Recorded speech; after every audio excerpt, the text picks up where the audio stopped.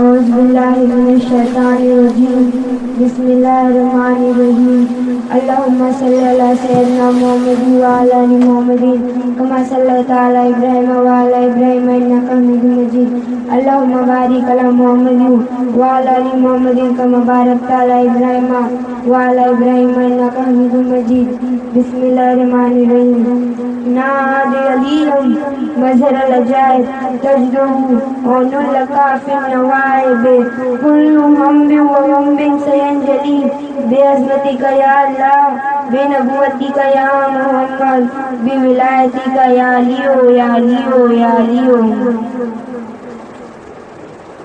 حضور پاک صلی اللہ علیہ وسلم کی رحلت کے بعد جب بی بی فاطمہ سلام اللہ علیہ کی شہادت کے قیام نزدیک آئے تو ایک دن بی بی فاطمہ سلام اللہ علیہ نے مولا علی سے طلب کیا کہ اے مولا، یہ کرتا میں نے اپنے ہاتھوں سے بنایا ہے اور دن رات ایک دعا مانگتی تھی کہ کوئی ہو جو میرے حسین کے ساتھ دے، کوئی ہو جو میرے حسین کے قدم قدم پہ مدد کرے، کیونکہ میں نے اپنے بابا حضرت محمد مصطفیٰ صلی اللہ علیہ وسلم سے سنا تھا جب میرا پیارا بیٹا شہید کیا جائے گا اس وقت نہ آپ ہوگے، نہ میں ہوگی، نہ حسن ہوگا، میرا غریب بیٹا کربلا کے میدان میں اکیلا ہی مارا جائے گا۔ تو اے مولا، میری شہادت کے بعد شجاعت قریب خاندان دیکھ کے آپ شادی کر لینا، اس سے آپ کو ایک بیٹا ہوگا جس کا نام آپ عباس رکھنا، اور ان کو یہ کرتا دینا اور کہنا کہ میرے بیٹے حسین کا خیال رکھے۔ قیام گزرتے رہے۔ بی بی فاطمہ سلام اللہ علیہ کی شہادت کے کافی عرصے بعد امام علی علیہ السلام نے اپنے بھائی عقیل کو کہا، اے عقیل، دیکھو کہ عرب میں جو شجاعت قریب خاندان ہے اس میں سے شریف عورت کا انتخاب کرو تاکہ زہرا کی دعا قبول ہو جائے۔ اور بلا آخر بی بی عمر بنی کا انتخاب ہو چکا تھا، اور دن رات امام علی ابن ابو طالب علیہ السلام دعا مانگتے رہے کہ اے اللہ، مجھے عباس عطا کر تاکہ کربلا میں میرے حسین کے ساتھ اور زہرا کی دعا پوری ہو جائے۔ اور اللہ نے باب الحوائج جناب عباس کا ظہور کر دیا۔ 4 شعبان 26 ہجری کو عباس علیہ السلام کا ظہور ہوا، اور آپ کی جب ولادت ہوئی ہے تو آپ نے آنکھیں نہیں کھولی تھی۔ جیسے ہی امام حسین علیہ السلام آتے ہیں، انہیں گود میں لیتے ہیں تو آپ نے آپ کی آنکھیں کھولی اور سب سے پہلے امام حسین علیہ السلام کی زیارت کی، اور سب سے آخری زیارت بھی آپ نے امام حسین علیہ السلام کی تھی۔ اور آپ جب انگڑائی لیے ہیں تو آپ کا پورا کپڑا پھٹ جاتا ہے۔ آپ میں پیدائش ہی اتنی شجاعت تھی، اتنی طاقت تھی کہ آپ کے بازو میں اتنی طاقت تھی کہ جب آپ پیدا ہونے کے بعد انگڑائی لیا ہے تو آپ کے کپڑے پھٹ جاتے ہیں۔ یہ وہی بازو ہے امام حسین علیہ السلام کے ساتھ جو ہر وقت بی بی زینب اور ساری بیویوں کا جو پردے پہ محفوظ تھے، اور یہ وہی بازو جو عباس علمدار کے تھے، اور انہی بازو کو کربلا کے میدان میں یزید نے قلم کر دیا اور کہتے ہیں گھر میں شبیر نہ مناؤ۔ درود پاک پڑھو آپ کے۔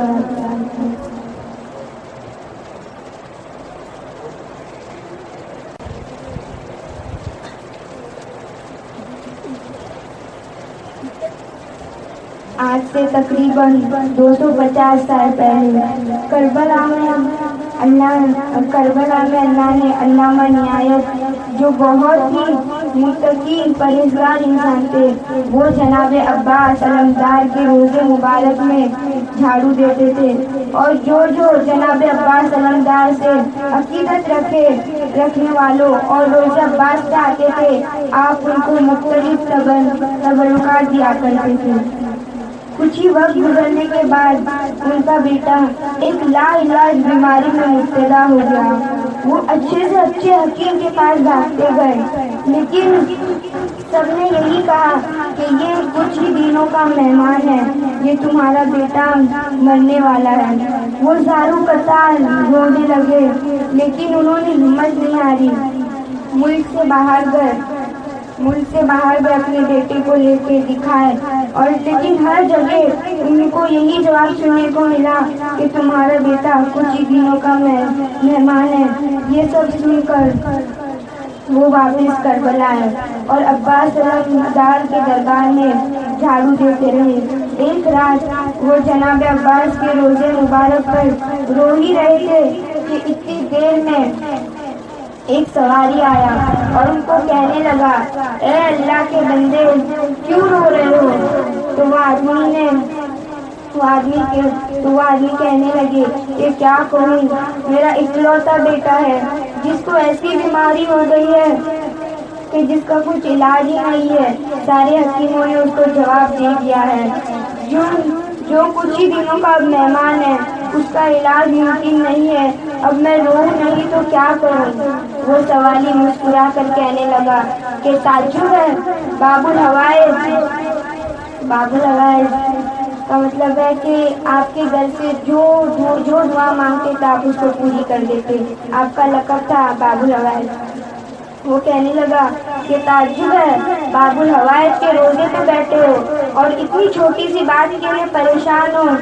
کہو اپنے آقا عباس سے کہ ان کے در پہ کوئی خالی ہاتھ کیسے جا سکتا ہے۔ وہ فوراً گھر کو آیا اور اپنی بیوی سے کہا، آج کی رات ہمارے بیٹے، ہمارے مولا، ہمارے آقا عباس علمدار کا مہمان ہے۔ اور یہ کہہ کے فوراً اپنے بیٹے کو لے کے جناب عباس کے روزے پہ لے کے گیا اور اپنے بچے کو وہاں پہ باندھ دیا باب الحوائج پہ، اور دستے ادب کو جوڑ کے کہنے لگا، اے میرے مولا عباس باب الحوائج، دنیا کی علاج کرنے والے میرے بیٹے کو لا علاج قرار دیے ہیں۔ اب آپ کے سوا میرا کوئی سہارا نہیں۔ اے میرے مولا، اگر زندگی میں ایک مرتبہ بھی میں نے آپ کے روزے کی سچے دل سے خدمت کی ہو تو میرے بیٹے کو ٹھیک کر دو۔ بس یہ کہتے ہی آپ نے اپنے بیٹے کو باندھ کر چلے گئے۔ سب سے کہنے لگے، آج رات میرا بیٹا جناب عباس کا مہمان ہے، اس کو اندر ہی چھوڑ دو اور دروازے باہر سے بند کر دو۔ سب لوگ روزہ باب الحوائج کو بند کر کے واپس چلے گئے۔ وہ عالم ساری رات روتا رہا، دعا مانگتا رہا، اس کی بیوی بھی روتی رہی اور دعا مانگتی رہی۔ روتے روتے اس عالم کی ابھی آنکھ لگنی ہی تھی کہ اتنی دیر میں کوئی دروازے پہ دستک دیتا ہے۔ جیسے ہی وہ دروازہ کھلتا ہے تو ان کے دوست کہنے لگے کہ میں نے خواب میں دیکھا کہ تمہارا بیٹا ٹھیک ہو گیا ہے، وہ جناب عباس کے روزے پہ ہے۔ اس عالم نے کہا، میں نے تو اپنے بیٹے کو جناب عباس کے روزے پر چھوڑ کر آیا ہوں، تم نے خواب میں کیا دیکھا؟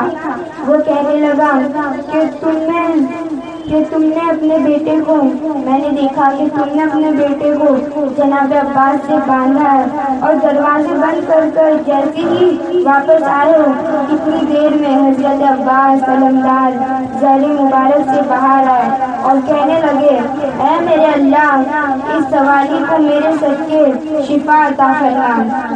جیسے ہی مولا عباس نے کہا، اتنی ہی دیر میں آسمان سے دو فرشتے آ گئے اور وہ کہنے لگے، اے شہنشاہ وفا، اللہ کے رسول نے آپ کے لیے سلام بھیجا ہے اور فرمایا ہے اس سوالی کو شفا نہیں ملی، اس کے لیے دعا مت مانگ۔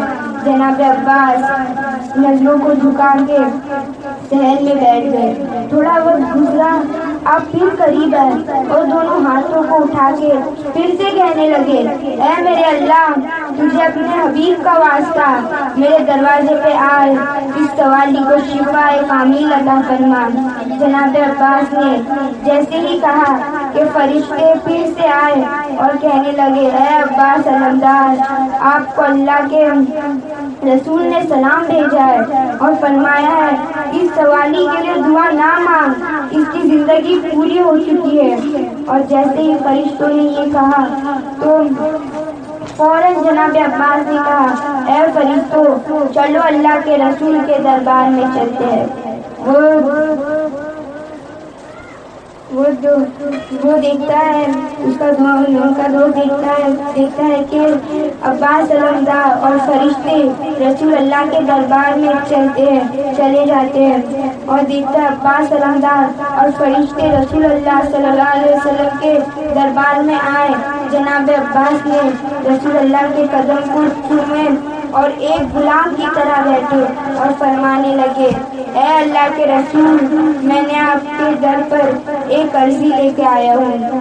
اللہ کے رسول نے فرمایا عباس کیا کہنا چاہتے ہو، کہو۔ جناب عباس نے فرمایا اے دونوں جہاں کے رسول، میرے مرشد، میرے آقا، آپ مجھ سے میرا باب الحوائج کا لقب آج سے واپس لے لیں۔ جو لقب آپ نے اور آپ کے نواسے نے مجھے دیا تھا وہ لقب آپ مجھ سے لے لیں۔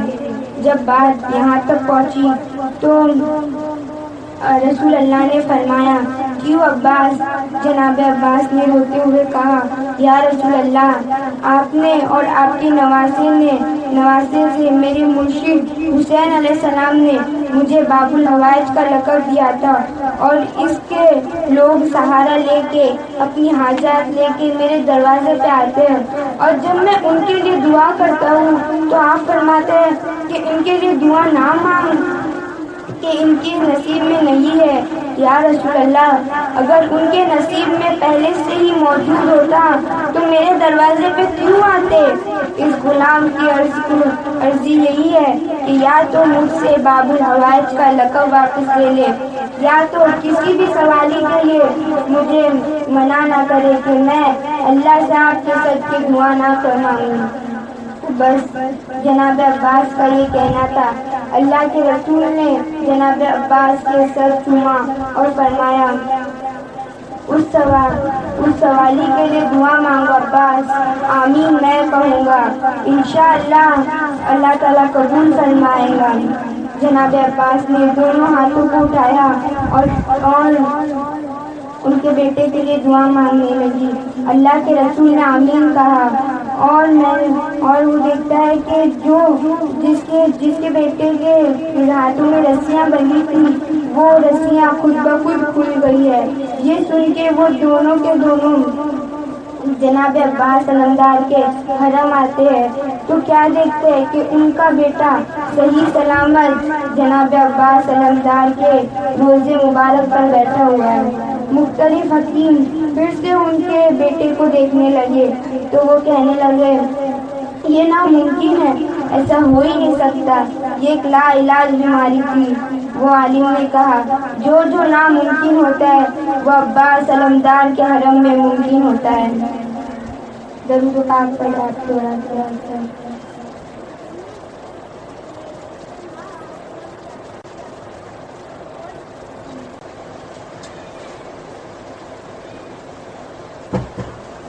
سلام و عباس علمدار پر جس نے اپنے نانا کی امتی کے لیے اپنا لقب دینے تیار ہو گئے۔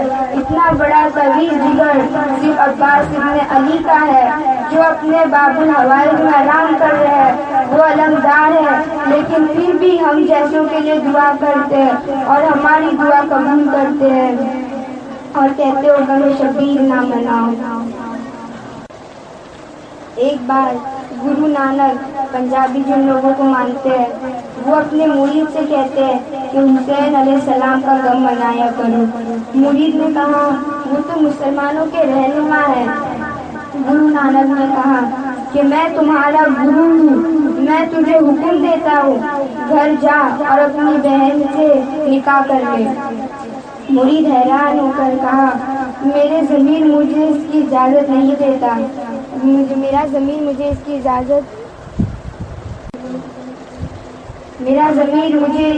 اجازت نہیں دے سکتا۔ गुरु नानक मुस्कुरा कर बोलो, अरे मूर्ख, ज़मीर को ही तो हुसैन कहते हैं, क्योंकि हुसैन अलैहिस्सलाम ना सुन्नी के हैं, ना मुसलमान के हैं, ना ही शियाओं के हैं, बल्कि ज़मीर वालों के रहनुमा हैं, ज़मीर वालों के गुरु हैं। क्योंकि जिसके पास ज़मीर होगा तो वही हुसैन इब्न अली को समझेगा कि उन्होंने अपने नाना की उम्मतियों के लिए शहीद हो गए। तो ये बात सिर्फ ज़मीर वालों को समझ आए। जिसके पास दिल व ज़मीर ना हो वो नहीं समझते कि ये हुसैन इब्न अली है। शिया सुन्नी के नहीं बल्कि हर कौम के है हुसैन। अरे इंसान को बेदार तो होने दो, हर कौम पुकारेंगी हमारे है हुसैन, हमारे है हुसैन। लेकिन कौम बेदार हो ही नहीं रही है, उनके गम में शरीक हो ही नहीं रही है, उनका गम मनाने के लिए तैयार ही नहीं है। गम मनाने को शिर्क कहती है और पता नहीं कितनी रिवायतें, कितने फतवे ढूंढती है उनका गम नहीं मनाने के लिए। एक दफ़ा राबिया बसरी अपने एक हाथ में पानी और एक हाथ में आग लेके भाग रही थी। लोगों ने पूछा कि आप क्या कर रही हैं? आपने कहा कि मैं ये पानी से जहन्नम की आग को मिटाना चाहती हूँ और ये आग से जन्नत को ख़त्म कर देना चाहती हूँ, ताकि ये दोनों चीज़ अल्लाह की इबादत में कभी रुकावट ना डाले। आप चाहती थी कि लोग अल्लाह के लिए इबादत करें, ना कि जन्नत की लालच में और दोज़ख के डर से। एक दफ़ा आपके ख्वाब में आप सल्लल्लाहु अलैहि वसल्लम और आपने पूछा और आप सल्लल्लाहु अलैहि वसल्लम ने पूछा कि क्या तुम मुझसे मोहब्बत करती हो? राबिया बसरी ने जवाब दिया कि ऐसा हो सकता है कि मैं आपसे मोहब्बत ना करूं? मेरा दिल इस कदार इबादत में तब्दील हो गया है कि मुझे अब दोस्त व दुश्मन की समझ नहीं है। आप अपनी इबादत में इतनी मशगूल थी, दिन रात अपनी इबादत करती थी, अपनी इबादत में मशगूल रहती थी, हर रोज़ रोज़े रखती थी और कई दिन आपके घर में खाने को नहीं होता था तो आप ताके रखती थी। आपको अल्लाह की तरफ से इतनी अता थी कि वो अपनी दोनों उंगलियों पे इस्म पढ़ के दम करती थी तो पूरे घर में जितना अंधेरा था उनकी दो उंगलियों के बीच में से इतनी रोशनी आती थी जैसे वहाँ से सूरज तुलू हो रहा हो। आपको अल्लाह पे इतना यकीन था, इतना आपकी मर्जी अल्लाह की मर्जी में वो अपनी मर्जी रखती थी और हर वक्त अल्लाह का शुक्र अदा करती थी। एक दफ़ा आप कई दिन से भूखी थी, जब कई दिनों के बाद जब आप सालन बना रही थी तो आपने देखा कि घर में प्याज ही नहीं है। उन्होंने इरादा किया हुआ था कि सिवाय अल्लाह के किसी से नहीं मांगेंगे। तो आपने सोचा कि बिना प्याज के ही सालन बना लेते हैं। ये आप कह ही रही थी कि इतने में एक कौवा अपनी चोट में प्याज लेकर आया और उनकी हड्डी में डालकर उड़ गया। लेकिन वो फिर भी इस सालन को बनाई ने इसको अपना शैतानी वसवसा समझकर पानी और रोटी से रोज़ा खोले। आप अल्लाह की मर्जी में इस तरह राजी थी, हर वक्त अल्लाह की मर्जी में राजी थी। जब एक दफ़ा आपके घर में चोर घुस आया तो राबिया बसरी सो रही थी। उस चोर ने राबिया बसरी के सारे कपड़े लेकर जाने लगा, लेकिन बाहर जाने के लिए जैसे ही वो रास्ता ढूंढता है उसको रास्ता नजर ही नहीं आता है। आपके कपड़े नीचे रख के रास्ता ढूंढने लगता है, उसको फौरन रास्ता दिखता है। लालच में फिर से वो कपड़े उठाकर बाहर जाने लगता है, लेकिन फिर से उसे रास्ता नहीं दिखता है। तो एक कोने से आवाज़ आती है, ऐ चोर, चला जा यहाँ से। जिसने हमारी इबादत में पूरी जिंदगी लगा दी उसके कपड़े चोर कैसे लेके जा सकता है? ऐसा हो सकता है क्या? यहाँ पे तो शैतान की भी मजा नहीं कि इसके इर्द गिर्द घूमे, तो एक चोर कैसे उन्हें चादरें लेके जा सकता है? यहाँ से चला जा। अगर एक दोस्त सो रहा है तो उनका दूसरा दोस्त तो जाग रहा है ना। बेशक वो आवाज़ गैब से थी और राबिया बसरी के घर में कोई नहीं था। अल्लाह उनसे इतनी मोहब्बत करते थे, इतना उन पे वो फ़कीर बन चुके थे और फ़कीर के आखिरी मकाम पर पहुँच गए थे اللہ سے روبرو آپ نے بات کی تھی، آپ کا اتنا بڑا مقام تھا، لیکن جب ان کے آخری وقت میں قیام چل رہے تھے وہ بہت کمزور ہو گئی تھی، اور جبکہ آپ کے آس پاس دوست اور مرشد بیٹھے ہوئے تھے، ان سے آپ نے کہا کہ جاؤ اور اٹھو، راستہ ہے، اللہ کی راہ میں راستہ تلاش کرو، یہ کہہ کے کہ قصیدہ آ رہا ہے، سب لوگ بڑے بھاری دل سے اٹھے اور باہر نکل گئے۔ جب انہوں نے دروازہ بند کرنے لگے تو آپ نے شہادت کے کلمے کی آواز آنے لگی، اور ایک آواز سنی کہ اے نفس معتمنہ، چل اپنے رب کی طرف، تو اس سے راضی، وہ تجھ سے راضی، پھر شامل ہو میرے بندے میں اور داخل ہو میری جنت میں۔ اس کے بعد ان مرشد اور ان دوستوں نے کوئی آواز نہ سنی۔ جب دیکھا تو وفات پہ آ چکی تھی آپ، اور آپ تک آپ کی صرف اللہ کی عبادت کرتی رہی، اللہ کی عبادت میں مشغول رہی، اتنی مشغول تھی کہ ہر وقت وہ ان کے گھر میں کچھ ہو نہ ہو لیکن آپ کے گھر میں آپ کا کفن تیار ضرور رہتا تھا۔ یہ سوچتی تھی اگر مجھے کبھی موت آ جائے، اگر میں کچھ کروں اور کبھی مجھے موت آئے، یہی ڈر اور اللہ کے خوف سے آپ نے اپنی پوری زندگی گزاری۔ درود پاک پڑھے آپ کے۔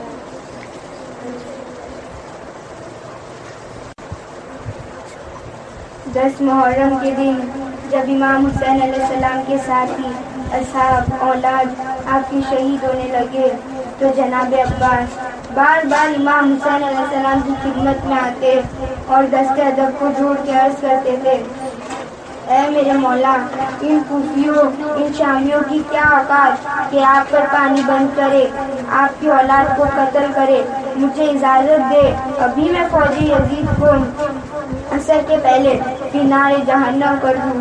حسین علیہ السلام نے فرمایا، عباس، میرے نانا مجھ سے کہا کرتے تھے تمہارے خون سے اسلام بچے گا۔ لوگوں نے خیبر، خندقوں، بدروں میں بنی ہاشم کی شجاعت تو دیکھی ہے، لیکن کربلا میں بنی ہاشم کا صبر دیکھیں گی۔ عباس، صبر کرو۔ جناب عباس اپنی وفا کو آنکھوں میں دبائے دیکھ رہے تھے اور لاشیں اٹھاتے رہتے تھے۔ اتنی دیر میں ننھے ہاتھ لے کے بی بی سکینہ جناب عباس کے پاس آئے اور کہنے لگی، چچا عباس، 3 دن گزر گئے، میں نے پانی نہیں پیا۔ چچا، میں سب کی پیاس دیکھ کے صبر کرتی رہی، لیکن اگر علی اصغر کو پانی نہیں ملا تو وہ تڑپ تڑپ کے مر جائیں گا۔ چچا عباس، تھوڑا سا پانی لے کر آئے تاکہ میرے اصغر کو شاید وہ پانی پی کے تھوڑے دن اور زندہ رہ جائے۔ بس یہ کہنا تھا بی بی سکینہ کا۔ جناب عباس علیہ السلام کی آنکھیں نم ہو گئیں۔ ننھی شہزادی کو لے کے امام حسین علیہ السلام کی خدمت میں آئے اور عرض کرنے لگے، اے میرے آقا، آپ نے صبح تک مجھے جنگ کی اجازت نہیں دی، لیکن ان بچوں کی پیاس مجھ سے اب برداشت نہیں ہو رہی ہے، مجھ سے اب یہ نہیں دیکھا جاتا ہے، تو آپ دعا کرے کہ میں مر جاؤں، یا تو مجھے اجازت دے جا کے میں نہر سے ان کے لیے پانی لے کر آؤں۔ امام حسین علیہ السلام نے فرمایا، عباس، اگر اجازت تمہیں لینی ہے تو اپنی بہن زینب کے خیمے سے رو، اگر وہ تمہیں اجازت دے دیتی ہے تو پانی لے کے آنا۔ جناب عباس بی بی سکینہ کو لے کے جیسے ایک نوکر گئی، بی بی سکینہ کو کہا، سکینہ، جاؤ میری آقا شہزادی سے کہو کہ ان کا غلام آیا ہے۔ بی بی زینب سلام اللہ علیہ کو بی بی سکینہ لے کر آتے اور جیسے ہی ان کے خیمے کے در پر آئے، جناب عباس دست ادب کو جوڑ کے عرض کیا، اے میری آقا شہزادی، مجھے اجازت دے تاکہ میں نہر سے پانی لے آؤں، سارے بچے تڑپ رہے ہیں، میری شہزادی مجھے اجازت دے۔ بس یہ کہنا تھا، بی بی زینب سلام اللہ علیہ رونے لگی۔ جناب عباس نے دست ادب کو جوڑ کر کہا، اے میری آقا شہزادی، اگر مجھ سے کوئی گستاخی ہوئی ہو تو معاف کر دینا۔ بی بی زینب سلام اللہ علیہ نے فرمایا، عباس تم سے کوئی گستاخی نہیں ہوئی ہے، مجھے اپنے بابا کا زمانہ یاد آ گیا۔ میرے بابا نے کہا تھا کہ زینب ایک وقت ایسا آئے گا جب تمہیں قیدی بنایا جائے گا، تمہیں رسیوں میں قید کر کے بازاروں میں پھرایا جائے گا، بے پردہ کر کے تمہیں پتھر مارے جائیں گے۔ تو میں کہتی تھی کہ جس کے پاس دونوں اپنے بابا سے کہتی تھی کہ جس کے پاس عباس جیسا بھائی ہو وہ بازاروں میں کیسے جائیں گی۔ عباس آج مجھے پتہ چل گیا کہ میں بازاروں میں پھرائی جاؤں گی، میں قیدی بھی بنوں گی، مجھ پہ پتھر بھی مارے جائیں گے۔ بس جناب عباس کو اجازت ملی تھی۔ جناب عباس مشق اور علم کو تھامے میدان کی طرف روانہ ہوئے۔ جیسے ہی آپ میدان کی طرف روانہ ہوئے آپ کے پیر زمین تک آتے تھے، آپ کے بازوؤں میں اتنی شجاعت تھی، یزید کے فوج دیکھ کر حیران ہو گئی۔ بڑے یزید اور آپ نے فوجی یزید کے بڑے بڑے لوگوں کو کنارے جہنم کیا۔ فوجی یزید میں خرم برپا ہو گیا۔ سب کہنے لگے حسین کے خیموں تک پانی نہیں پہنچنا چاہیے، اگر پانی پہنچ گیا ان پہ فتح حاصل کرنا ناممکن ہوگا۔ روکو عباس کو۔ جناب عباس شیر کی طرح وار کر کے سب کو چیر کے نہر فرات کی طرف پہنچے، فرات پر قبضہ کیا، مشق کو بھرنا شروع کیا۔ جناب عباس نے گھوڑے کو دیکھا تو وہ حسرت کی نگاہوں سے جناب عباس کو دیکھ رہا تھا۔ تو غازی عباس نے کہا، اے میرے گھوڑے، تو بھی میری طرح 3 دن کا بھوکا ہے، پیاسا ہے، تو پانی کیوں نہیں پیتا؟ وہ گھوڑا رونے لگا اور خود کی زبان میں کہنے لگا، اے میرے آقا، مجھ سے زیادہ تو آپ پیاسے ہیں، پہلے آپ پانی پیے، اس کے بعد میں پانی پیوں گا۔ بات جب یہاں تک پہنچی تو جناب عباس زاروں قطار رونے لگے اور کہنے لگے، اے میرے گھوڑے، تو اپنے آقا کے بغیر پانی نہیں پی رہا ہے، تم ذرا یہ تو سوچ، میرے آقا حسین 3 دن سے پیاسے ہیں، ان کے بچے پیاسے ہیں، اگر میں پانی پی لوں گا تو حسین کی ماں کو کیا منہ دکھاؤں گا؟ بس آپ مشق بھر رہے تھے۔ جناب عباس کے ہاتھوں کو پانی لگا۔ جیسے ہی جناب عباس کے بازو پہ پانی جاتا ہے جناب عباس کہتے ہیں، اے میرے اللہ، ان ہاتھوں کو پانی حسین کے بچوں سے پہلے پہنچا ہے، جب میں حسین سے ملوں تو تب میرے ہاتھ نہ ہو۔ بس یہ شہنشاہ وفا یہ کہہ کر مشق اٹھا کر علم کو لے کے خیمے کی طرف بڑھتے ہیں۔ فوجی یزید میں ہلچل مچ گئی اور یہ کہنے لگے، جاؤ اور سب تیر و سب تیار کرو، کیونکہ جو قریب جائے گا وہ سینار ہو جائے گا، کیونکہ یہ شیر خدا کا شیر ہے، اس سے لڑنا ممکن ہے، ناممکن ہے، بہت مشکل ہے۔ دور سے ہی تیر چلاؤ، بھالے پھینکو، نیزے پھینکو، کچھ بھی ہو جائے، پانی خیمے تک نہ پہنچا جائے۔ بس ہزاروں تیر جناب عباس پہ چلا دیے۔ جناب عباس تیز تیز خیموں کی طرف بڑھنے لگے۔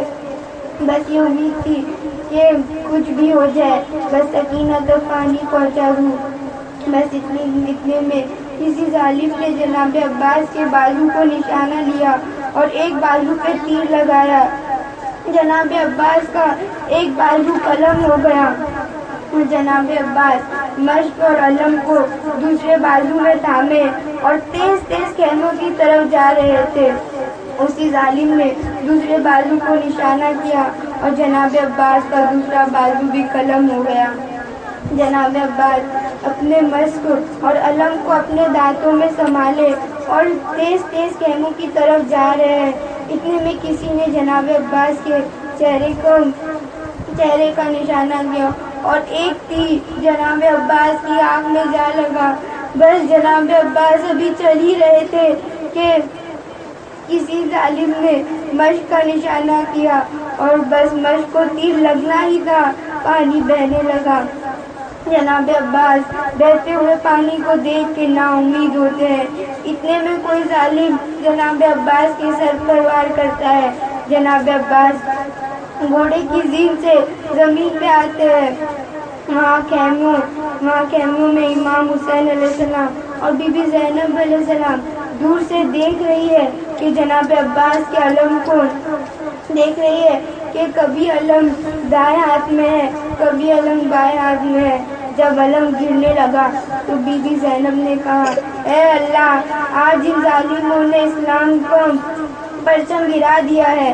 اے میرے اللہ، ایسی قوم کو بنا جو غازی کا پرچم بلند کرے، اسلام کا پرچم بلند کرے، پرچم گھر گھر لگایا جائے۔ مولا حسین نے جیسے ہی پرچم کو گرتے ہوئے دیکھا دوڑتے ہیں جناب عباس کے پاس گئے۔ جیسے ہی قریب جاتے ہیں جناب عباس کا سر مبارک اپنی گود میں رکھتے ہیں۔ اتنی دیر میں جناب عباس عرض کرتے ہیں، اے میرے آقا، مجھے معاف کرنا، میں نے کوشش تو بہت کی لیکن سکینہ تک پانی نہیں پہنچ سکا۔ امام حسین نے فرمایا، عباس، اللہ کی مرضی ہے کہ ہم پیاسے ہی مارے جائیں تاکہ ہماری پیاس کو تا قیامت تک یاد رکھا جائے۔ جناب غازی عباس نے کہا، اے میرے مولا، میں زندگی میں کبھی آپ کو کوئی تکلیف نہیں دوں گا، اور نہ میں نے اگر کوئی آپ کو تکلیف دی ہے تو لیکن آج میں آپ کو تکلیف دینا چاہتا ہوں۔ اگر آپ کی اجازت ہو تو آج کچھ کہنا چاہتا ہوں۔ امام حسین نے رو کر کہا، عباس، مانگ میرے بھائی، کیا چاہیے؟ جناب عباس نے فرمایا، اے میرے آقا، میں نے اپنی والدہ سے سنا تھا جب میں پیدا ہوا تھا تو سب سے پہلے آنکھیں کھول کے آپ کی زیارت کی تھی۔ اے میرے آقا، آج میں یہ جہاں چھوڑ رہا ہوں، میں چاہتا ہوں کہ آخری وقت میں بھی آپ کی زیارت کروں، لیکن میرے مولا، میری ایک آنکھ میں تیر لگا ہے اور دوسری آنکھ سے خون بہہ رہا ہے۔ میرے آقا، اگر آپ کو تکلیف نہ ہو تو میری آنکھ سے خون صاف کر دے تاکہ میں آپ کی زیارت کر سکوں۔ امام حسین علیہ السلام نے جناب عباس کی آنکھ سے خون صاف کیا۔ جناب عباس نے جی بھر کر آقا حسین علیہ السلام کی زیارت کر ہی رہے تھے کہ امام حسین علیہ السلام نے فرمایا، عباس، میری بھی ایک خواہش ہے۔ جناب عباس نے فرمایا، جی میرے آقا، حکم کرے۔ امام حسین علیہ السلام نے فرمایا، عباس، بچپن سے لے کے آج تک کبھی تم نے مجھے آقا کہا، کبھی مولا، کبھی سردار کہا، کبھی سیدہ کہا، کبھی سید کہا۔ عباس، آج میں یہ چاہتا ہوں کہ تم مجھے بھائی کہہ کے پکارو، بس یہ کہنا تھا۔ اور جناب عباس رونے لگے اور روتے روتے مدینے کی طرف منہ کیا اور کہا، اے میری ماں، دیکھ آج ہمارے آقا صادق کا بیٹا کیا کہتا ہے، کہاں فاطمہ سلام اللہ علیہ کا بیٹا اور کہاں اس کنیز کا بیٹا۔ بس یہ کہتے کہتے جناب عباس نے امام حسین علیہ السلام کو قدموں میں سر رکھا اور امام حسین علیہ السلام نے فرمایا، اِنَّا لِلَّهِ وَإِنَّا إِلَيْهِ رَاجِعُونَ۔ سلام ہو شہنشاہ وفا جناب عباس علمدار پر۔